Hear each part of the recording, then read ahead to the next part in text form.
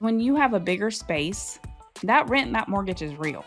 When you have multiple admin people who are there who now have to answer the phones or to do some of the paperwork that is associated with multiple providers in your practice, that is real.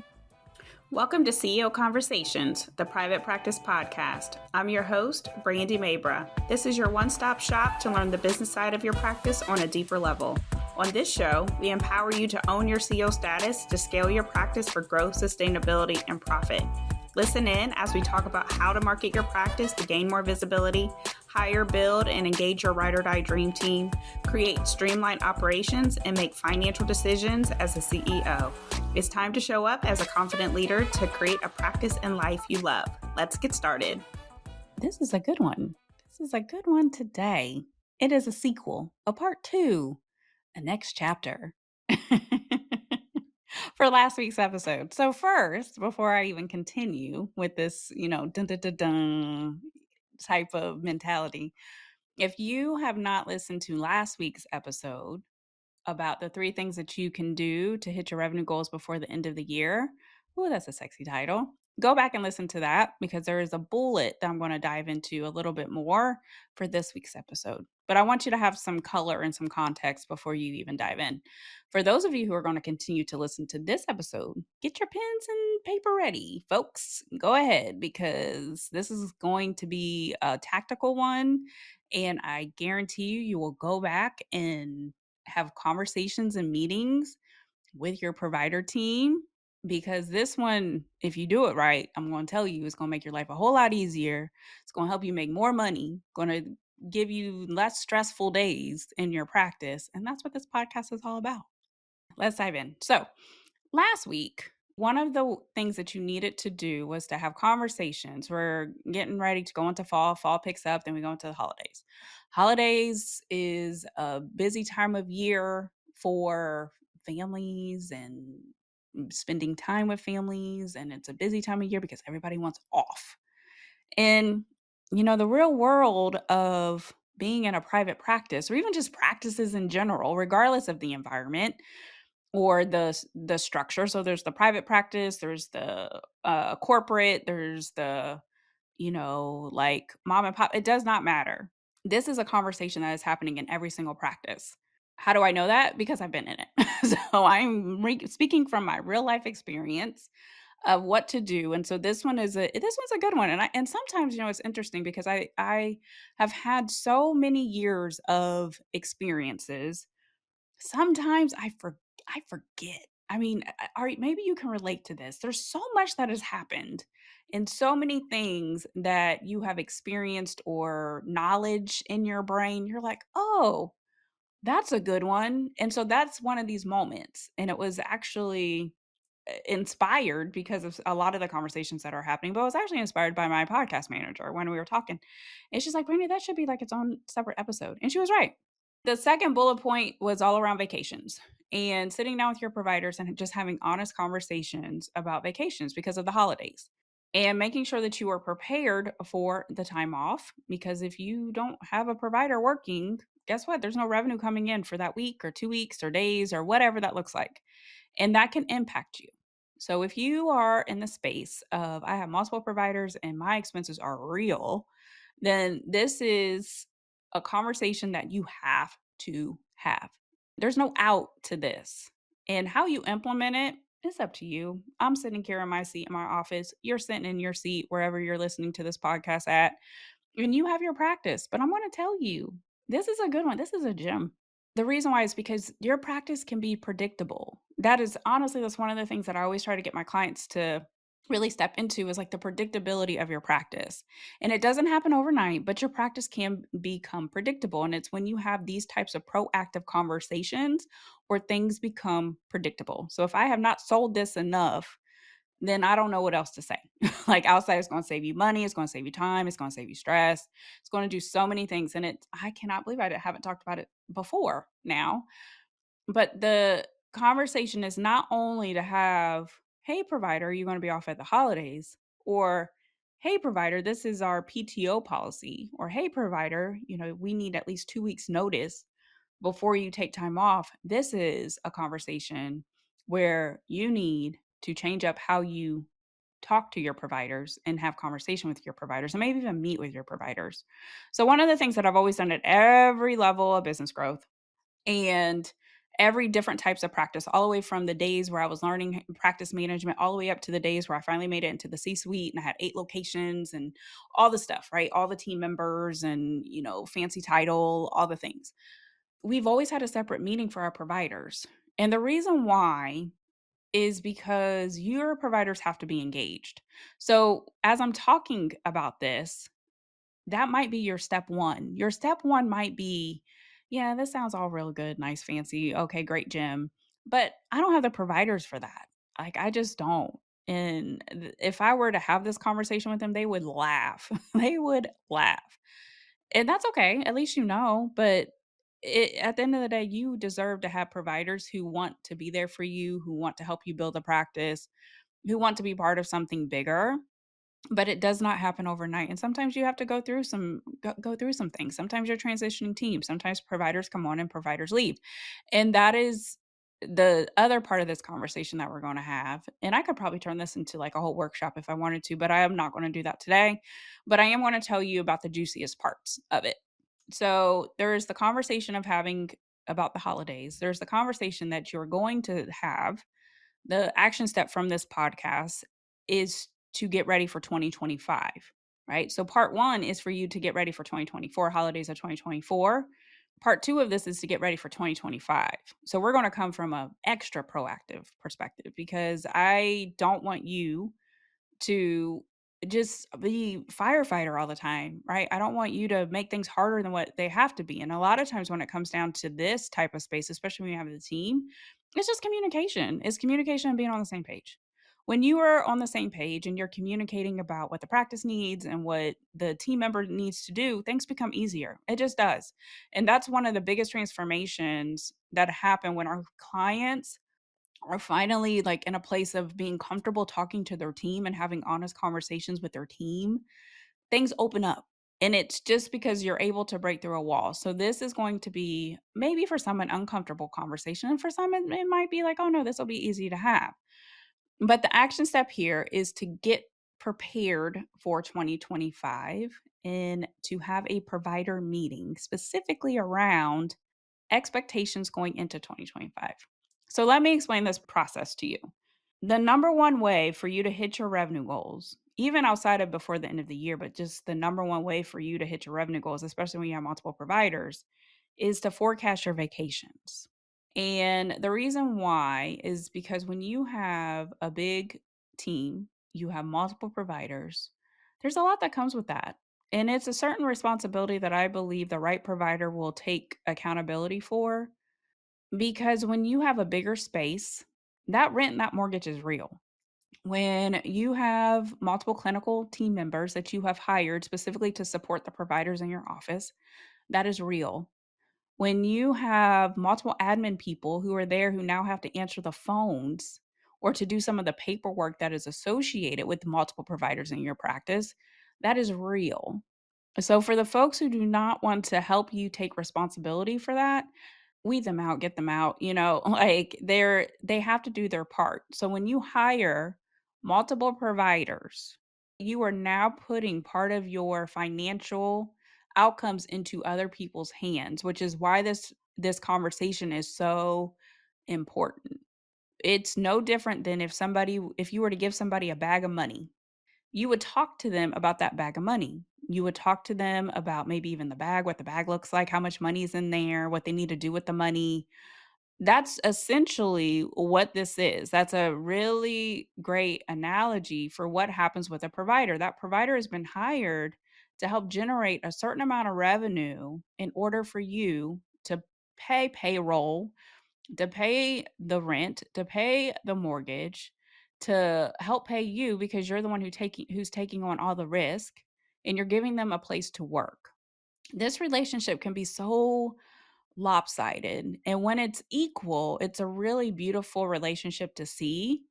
But when it's lopsided, a lot of times what I see for folks, what they'll do is they'll put all the person who's holding the bag is the provider. The person who's holding the bag is the one who has the money. So they can control everything. And actually, no, it's not about control. It's about respect for one another and trying to figure out a place of compromise.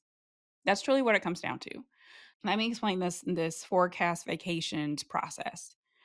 Every year, we would get our providers ready to talk about what they were going to be doing the following year. This would start in the fall. So we're in September now. So going into Q4, October, we would start to get them ready. So on our provider meetings, there would be a bullet and it would be provider vacation. Everybody knew what that bullet meant. And for the new providers that we hired, we would explain to them the process is everybody needs to know what time off that they're going to be taking the following year. We would start these conversations in October. Why would we start these conversations in October? Because it gave them 90 days to figure out what they were gonna be doing. And sometimes they needed 90 days, right? So if they have family that they're gonna be vacationing with, or they have a partner or kids or whatever, they needed time to have these conversations. They needed time to figure out what days, they needed time to figure out what they were gonna do. Because I guarantee you in some practice, some owner is listening to this who has a practice and they have a provider inside of their practice who at this point in time is planning, "Hey, we're gonna be going to Disney next year for a spring break." And they are talking to grandma and grandpa and booking the hotel and scheduling the flight, and you have no idea. You don't know. And you won't know until whatever your PTO policy says. So if it says that they need to tell you 2 weeks in advance that they're going to go to Disney and they're gonna be off for a week and a half, guess what? That's when you have time to plan it. But guess what happens on the other side of that? Now your revenue goals aren't met, enough revenue didn't come in. You might have been having a really good year. Now you got to figure out and shift and pivot in order to hit your revenue goals. Now you're trying to figure out, well, how am I going to get the money and all the things that happen with this compared to if you were to sit down next month in 2024 talking about, "Hey, provider, what you got going on for 2025? Oh, you're going to Disney. That's exciting. Oh, grandma and grandpa are going. Oh, that's so neat. Oh, the kids are excited too. Oh, yes. Guess what? Now you can plan for that. You know, okay, you're going to be out of the office how many days? Okay, so when I sit down and I forecast for how much money is going to come into this practice, I'm not going to count those visits. I'm not going to count those appointments. I'm not going to count those sessions. I'm not going to count those people. Whatever your metric is, I'm not going to count it because guess what? That's revenue that's not going to come in the door. And when you know that revenue isn't going to come in the door, guess what you can do? You can put money to the side, you can save for it, you can plan for it. You can tell another provider who might want to go and take the Caribbean vacation, "Hey, no, provider X is off that week." So we got to figure something else out. But you're having these conversations ahead of time. Ahead of time. So you're starting this in October. So you will schedule step 1, schedule a provider meeting. If you don't have a provider meeting, a standing provider meeting, start there. And I don't care how big you get, you still need to be part of that conversation, at least show your face. Now, once you have like larger leadership team, clinical director, all the things, you just need to know, maybe just a little bit. It's not until actually you replace yourself fully as a CEO where you don't necessarily need to know, or if you're from like a board perspective. But nobody is at that stage yet. And if you are, congratulations. But if that's not you, then listen up. In October, you're going to introduce this idea of them getting a good understanding of what vacation that they're going to have coming up in 2025. So that's bullet point in October. PTO, provider time off. It's important for you to have everybody there. So whether they're a 1099 contractor or a W-2, it does not matter. If somebody is in your practice helping you generate revenue, they need to be part of this conversation. Even if it's an allied team member who maybe does testing or something for you, but they still help generate revenue, they need to be part of this. They're still considered a provider in the context of this conversation. So that's step 1. Step 2 is for them to understand the assignment. The assignment from this bullet point of conversation that's happening in October is for them to sit down with their family and figure out what vacations that they have coming up. What vacations are they going to do for 2025? The excuse will be, "I don't know. I mean, that's so far." So it's gonna be unless if you have a planner who just knows everything and that's what they do, that's like their type of personality, they'll know already. "Oh, yes, we're doing this," or "We plan on talking going to the beach," or "Our anniversary's coming up. We're probably gonna go somewhere." Those folks will make it easy for you. right? So the assignment is for them to go home and sit down and look at the calendar, plan the meeting, and figure out what they're going to be taking. Step 2 to this is in the November meeting, you're going to schedule another meeting, another provider meeting. Everybody has to have whatever vacation that they're going to be planning at that meeting. That is the ask. So if they want spring break off of 2025, they need to bring it to the meeting. If they want Christmas off of 2025, Thanksgiving, Labor Day, Memorial Day, July 4th, all of those big holidays that people travel on, they need to bring it to the meeting. So in November, when you sit down, and these meetings need to happen at the beginning of the month, in November, when you sit down, you're not going to talk about it. What's everybody got going on? And here's why everybody has to be part of this conversation. When you have an engaged team, guess what happens? Oh, well, me and my family, we're planning on going to the beach for spring break and taking the kids. Well, multiple providers. Well, we're supposed to be going to the beach too. Well, actually, we wanted to go to the beach too. Oh, okay. Well, that's three providers. What's the policy? Can you have three providers out of your office and not be impacted financially?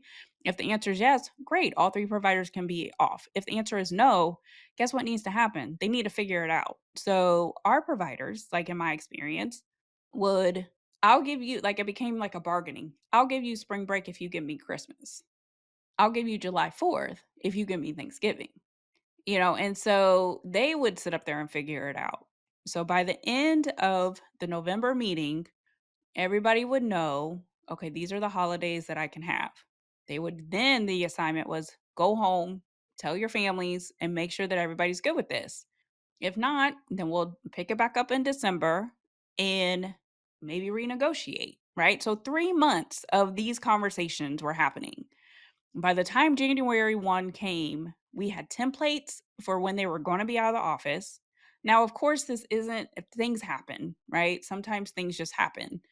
Unexpected things can happen.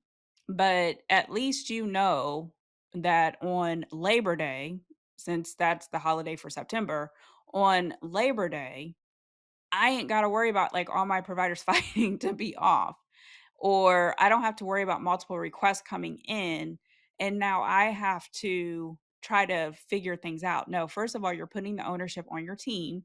This is where, from a leadership style, brainstorming works really well.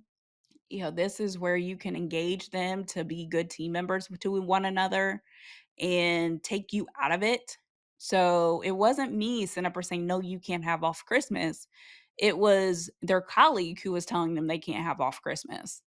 So it made it very collaborative and it made it very understanding. Took the heat off me. I didn't have to worry about it. So, and then from there, the managers would actually block the schedule, admin team, format schedules, like everything else too. But it was a higher level conversation. And it was so helpful. It was proactive. So when budget came, because that's another thing that you're going to do in Q4, you already have all your vacation. So you can forecast for that. So in July, we are actually going to have two providers out and you can plan for that.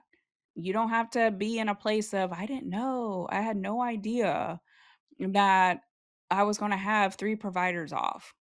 Uh-oh. Now I don't have enough money to pay payroll.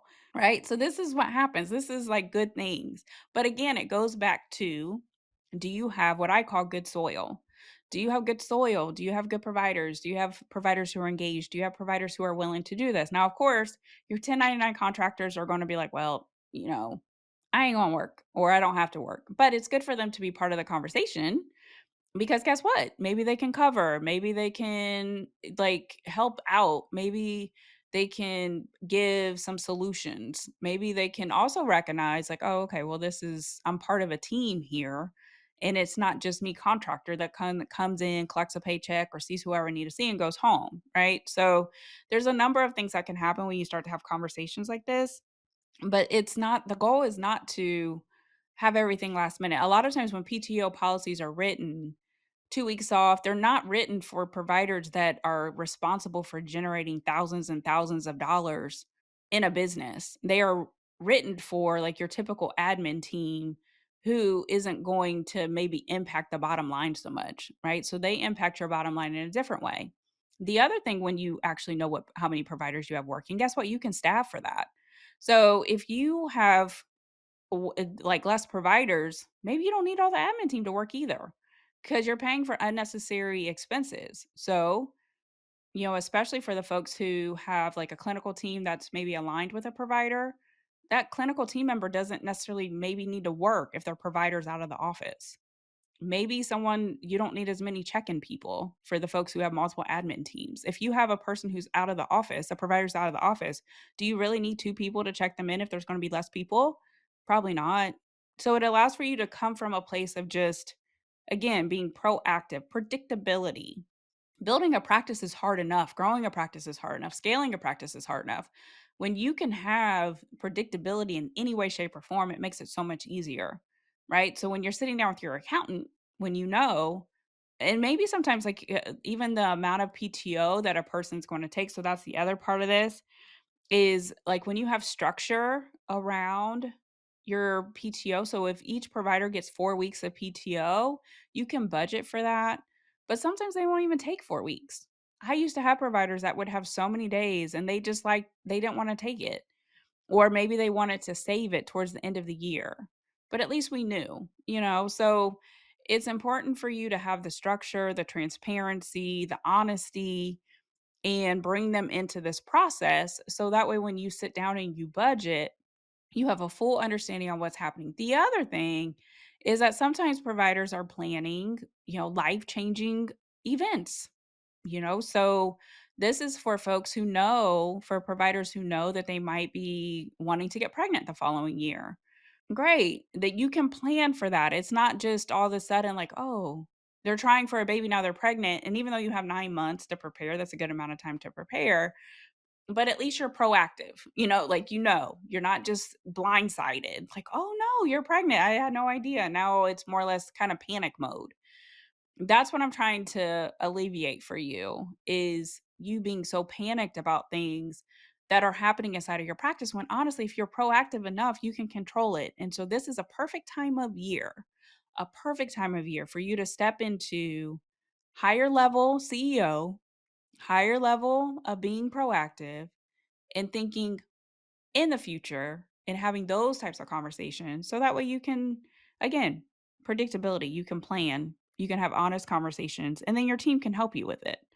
The resentment piece is real.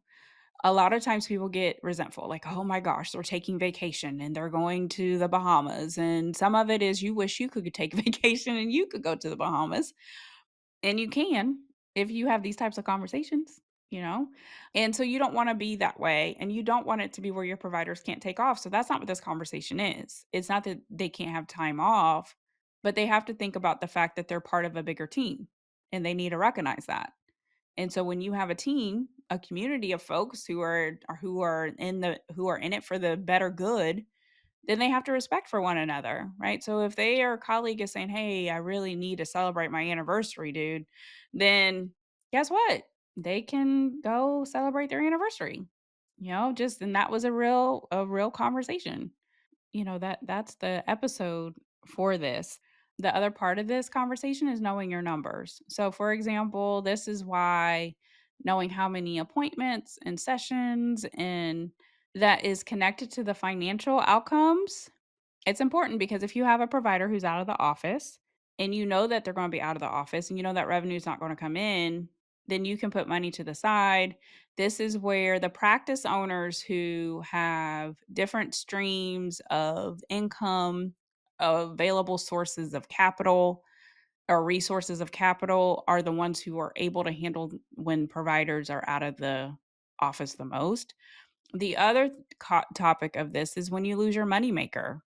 If your moneymaker's either out of the office for vacation or if they decide to go a different direction, then you need to be prepared for these things. Long gone are the days where you have a provider who's going to work with a practice for 20 some thousand years. Like it's not going to happen. You need to be prepared to have a provider, but also creating contingency plans for your team so that way you're not hit so hard.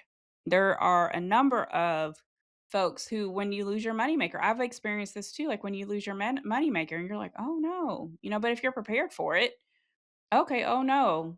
It makes it easier because it allows for you time to ramp up, to find a new provider, and you're still able to pay everything and still able to maintain, right? And so you're able to do that when again you have other resources available to you, when you have other means of capital to pay for things, when you are consistently having proactive conversations with your providers are you're planning for them to be out of the office. All of this is connected.